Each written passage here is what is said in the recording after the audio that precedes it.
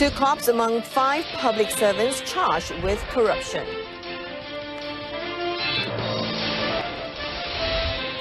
Four plants shut down for operating without a license.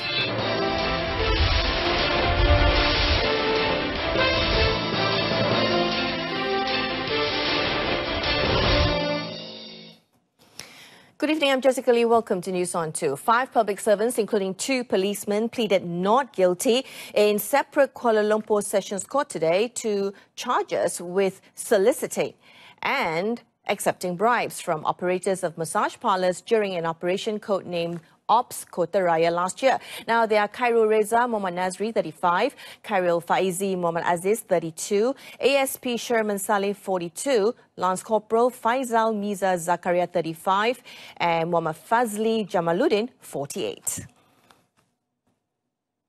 In the court before Judge Azman Ahmad, Khairul Reza, who is an administrative assistant at the Kuala Lumpur City Hall or DBKL, was charged with soliciting 30,000 ringgit and 2 counts of accepting bribes for 13,000 ringgit and 15,000 ringgit respectively. In the court before Judge Rosina Ayub, Khairul Reza and Khairul Faizi, also an administrative assistant with DBKL, were jointly charged with soliciting 1,500 ringgit from Gilbert Juin as an inducement for them to not take any action against Angel Massage Centre. Both the cases were fixed for mention on the 23rd of April.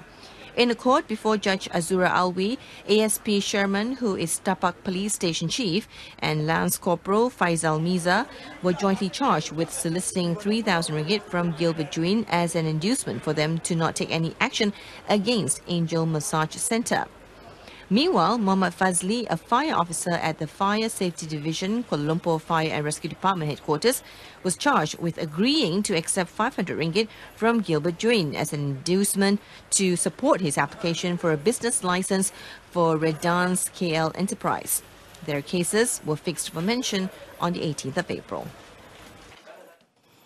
A senior lecturer from University Utara Malaysia or UUM and a contractor were charged with 39 counts of misappropriation of funds involving the university's Industry Centre of Excellence or ICEE amounting to 1.97 million ringgit. Now, both suspects were charged at the Alustar Sessions Court under Section 18 and 23 of the Malaysian Anti-Corruption Commissions Act for making false claims and misappropriation of power.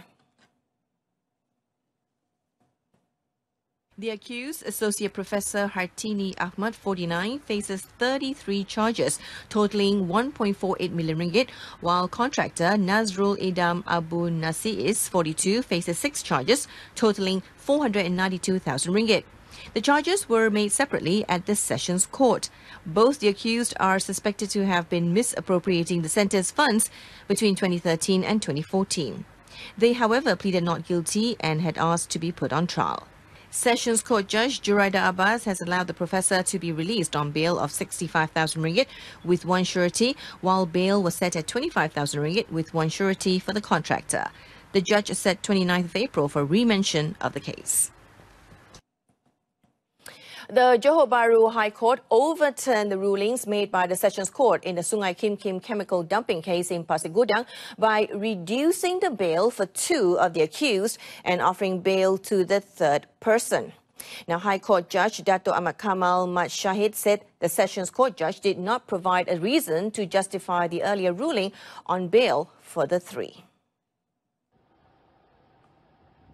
On Monday, Yap Yok Liang, his Singaporean partner Wang Jing Chow and their lorry driver Ann Maridas were charged in the Sessions Court for offences related to pollution. Wang and Yap faced 32 charges between them, while Maridas has 1 charge filed against him for illegally disposing chemicals into Sungai Kim Kim. After they were charged, Sessions Judge Jailani Rahman slapped a bail of 100,000 ringgit on Maridas and 250,000 ringgit on Yap, with 1 surety each. He also ordered Yap to hand over his passport. Wang was not offered bail as he is a foreigner.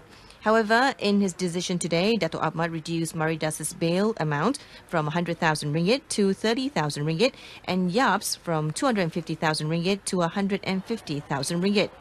He also offered Wang bail of 250,000 ringgit with 2 Malaysian sureties. Wang must also report to the Pasir Gudang police station on the 15th of every month until the case is finished. Now, 4 out of 5 factories examined by the Klang Municipal Council, or MPK, today were ordered to shut down, effective immediately, for operating without a license. The factories were also compounded for the offence of not possessing a license and for unhygienic surroundings causing odour pollution. According to MPK President Dato' Muhammad Yassin Bidin, who heads the operation, said the closed factories will be monitored and legal action will be taken if they are found to be operating again. Kita dapati ada kilang yang memproses bulu ayam lah. Yang itu yang paling teruk sekali, di mana kilang tersebut mengeluarkan bau yang sangat busuk serta mereka membuang terus sisa kumbahan ke dalam parit saliran umum. Dan saya akan mengambil tindakan seterusnya kepada kilang ini. The operation was conducted on a fertilizer processing plant, a plastic factory, and an engine oil recycling plant in Pulau Indah near Port Klang. From January until now, a total of 41 plastic factories were ordered to close, while 2 investigation papers have been opened against factories who are still operating. Several fake items of branded products worth around 79,325 ringgit were seized by the Keningau Domestic Trade and Consumer Affairs Ministry, or KPDNHEP, in a raid conducted in Tenom, Sabah. Now, according to Keningau KPDNHEP Chief K. Gunasegaran, also seized was a van which was used as a means of transporting the items. Gunasegaran said his officers raided the distributors while they were busy transferring the fake products into the van. Among the fake items were branded shoes, slippers and garments which used a popular brand's name. Gunasegaran said this was the first case involving the supplier of fake products. The case is being investigated under Section 8 of the Trade Descriptions Act 2011 for false trade description in relating to trademark, which provides for a mandatory fine of not more than 10,000 ringgit for each product seized, or jail not more than 3 years, or both upon conviction for a first offence. For the record, this year, 17 cases involving the retail of fake goods were recorded by the Keningau KPDNHEP. Negeri Sembilan Pakatan Harapan Chairman Datuk Seri Aminuddin Harun slammed the action taken by irresponsible quarters for slandering PH Rantau candidate Dr. S. Setheram. Saya juga meminta kepada pihak-pihak yang berkenaan supaya hentikan fitnah-menfitnah dan kita bertanding secara demokrasi. Kita bagikan apa yang kita mampu buat kepada masyarakat, ini yang rakyat ingin lihat, dan saya mengharapkan bahawa pemilihan dapat berjalan dengan baik tanpa ada unsur fitnah-menfitnah.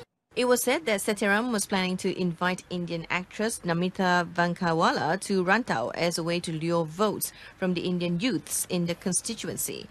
Following the info, a representative of Dr. Setheram had lodged a police report on the infographic, which showed the actress in sexy clothing in order to destroy Setheram's reputation.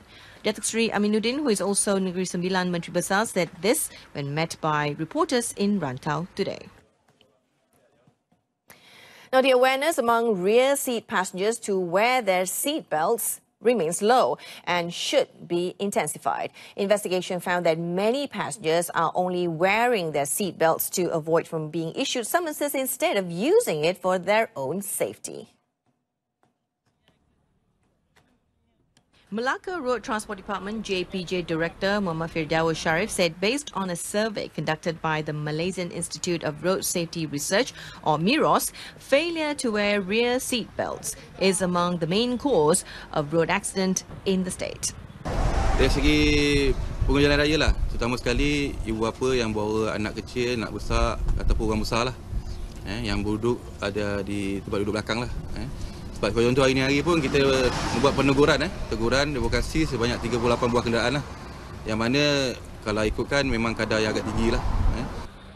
Muhammad Firdaus said any driver or passengers who do not wear their seatbelt would be issued with a summon. The penalty for this offence is a fine of not exceeding 2,000 ringgit or imprisonment of not exceeding 1 year or both. He was earlier met at the Ops JPJ Bersama Pengarah in Yassin, Malacca. The operation, which was also participated by several other agencies, was conducted from 9 a.m. to 1 p.m., of which 400 vehicles were inspected. Of the total, action were taken against 19 vehicles, 20 were issued with summonses, and 3 motorcycles were seized. Among the offences were beating the traffic lights, making an illegal U-turn, not wearing helmet, and driving dangerously. Coming up next, Malaysian maritime enforcement needs more coordination.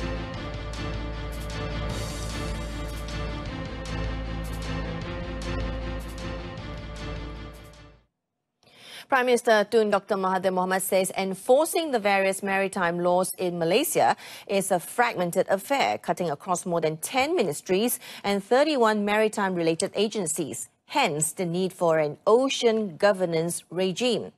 He said the governance regime must come with an overarching policy encompassing all maritime aspects, from security to safety to economy and the environment. If we continue to manage our seas in fragments as it is now, the overlapping jurisdiction and conflicts of interest between the sectors will never be resolved.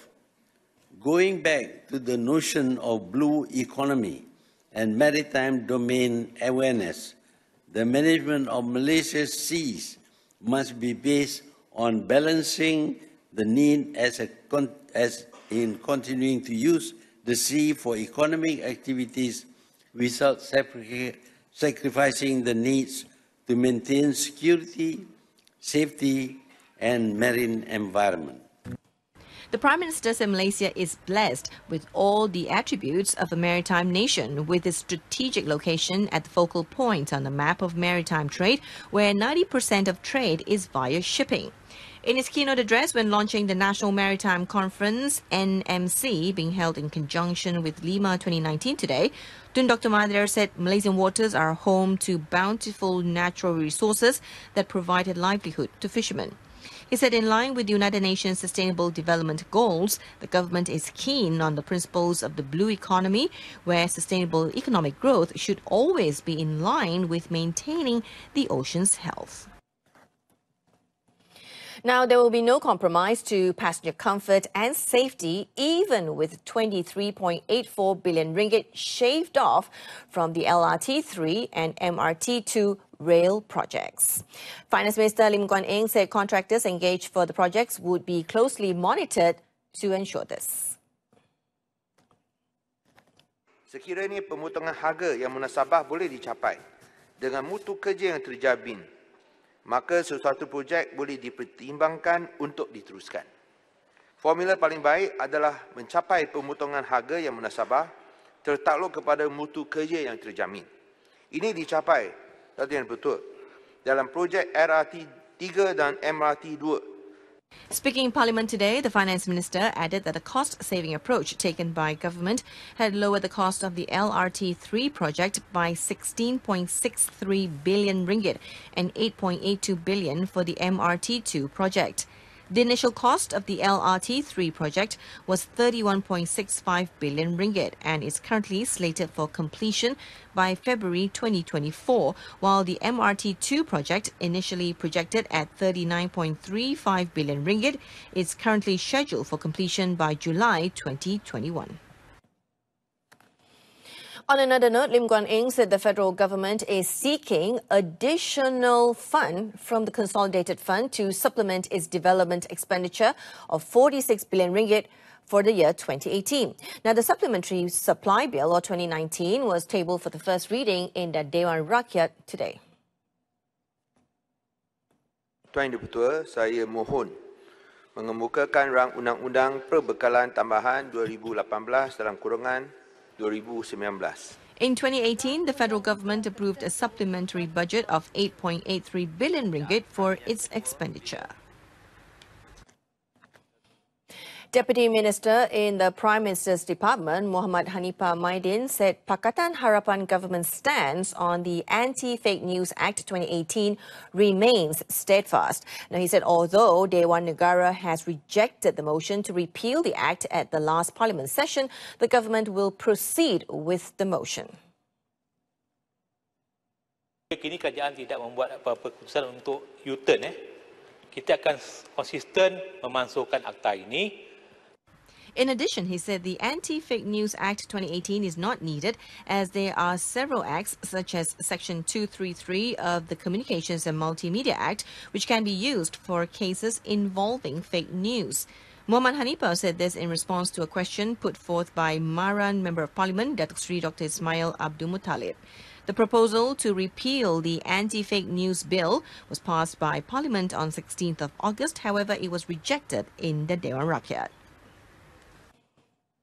Now, efforts to update and improve the laws related to social media abuse will be undertaken from time to time to ensure that the laws will stay relevant and up to date in times of rapid change. Deputy Communications and Multimedia Minister Edin Shazli Shith said the government would never compromise with any social media user who threatens national security, stability and racial harmony, especially by insulting the monarchy, institution or certain race and religion. Kempen memberi kesedaran ini memang sentiasa dibuat secara berterusan oleh agensi-agensi di bawah Kementerian KKMM seperti RTM dan juga terdapat juga kempen-kempen yang dibuat secara terus kepada masyarakat bertujuan untuk mendidik dan menyedarkan akan perkara-perkara yang sensitif. The Deputy Minister further noted that matters involving race and religion are sensitive and must not be touched at anyone's whims and fancy, so as to ensure that there will be not any element that could cause racial disharmony in the country. Deputy Minister in the Prime Minister's Department, Dr. Mat Farid Mat Rafiq, said the government will not terminate the services of its civil servants in the near future, but will only slash positions that are currently unfilled. He also said that the government would maximize the productivity of the current force and optimize its service delivery to cover for the vacant positions.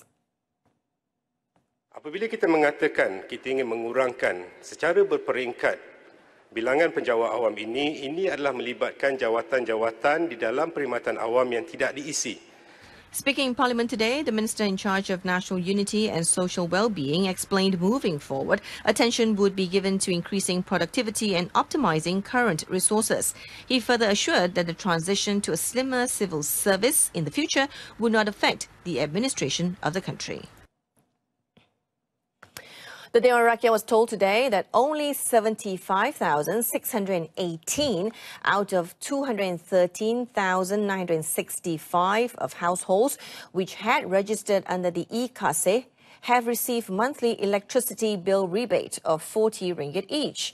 Energy, Science, Technology, Environment and Climate Change Mestek Deputy Minister Isna Raisa Munira Majlis, in announcing this, said many have yet to enjoy the rebate because they have yet to register with Tenaga Nasional Berhad or TNB.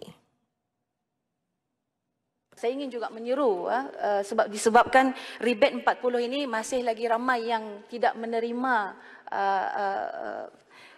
faedah daripada ini. Sebenarnya Mestek juga telah memberi email kepada semua ahli Dewan Rakyat yang berhormat di sini, senarai penerima rebate 40 yang tidak punya akaun TNB ya, untuk dalam kawasan masing-masing untuk semakan yang berhormat, supaya kita sama-sama ya bawa kepada mereka yang sebenarnya layak ini untuk menerima faedah RM40 rebate elektrik. The Deputy Minister said this in her reply to a question from Lanang Member of Parliament Alice Lau Kyong Ying, who wanted to know the Ministry's plan to ensure that those who are not qualified to register under e-Kase get the rebate.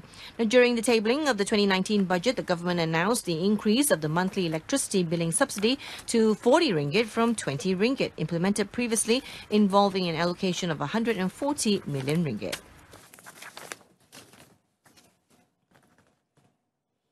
Now, members of the public are strongly advised not to give any money to child beggars, as various syndicates have been found using children to beg for money. Women, Family and Community Development Deputy Minister Hannah Yeoh advised people to instead report such matters to the ministry's 24-hour hotline at 15999 so that welfare officers can be sent to rescue these children. Hannah said if anyone is interested to help welfare homes, they can instead check a list of registered homes at jkm.gov.my, where their money will legitimately help those in need. Jadi kita elakkan memberi secara terus kepada NGO-NGO yang menggunakan kanak-kanak untuk mengemis. Tak kira dia jual tisu ke ataupun main alat muzik di jalan, kita jangan bagi. Kerana sindiket apa yang menggunakan kanak-kanak bawah 18 tahun itu adalah salah. Speaking in Parliament, Hannah also said that 799 homeless people were rescued from several locations in Pasar Chowkit, Bukit Bintang, Masjid Negara and other locations last year.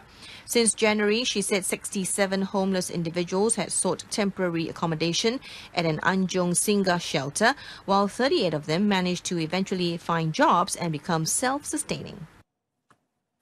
Failed to qualify for the 2020 AFC Under-23 Championship despite fighting out a resilient 2-all draw with China at the Shah Stadium last night. Now, the young Tigers took the lead twice through Zhu Qianjie's own goal and Daniel Hakim Draman, but China fought back each time with goals from Zhang Yuning and Jiang Shenlong.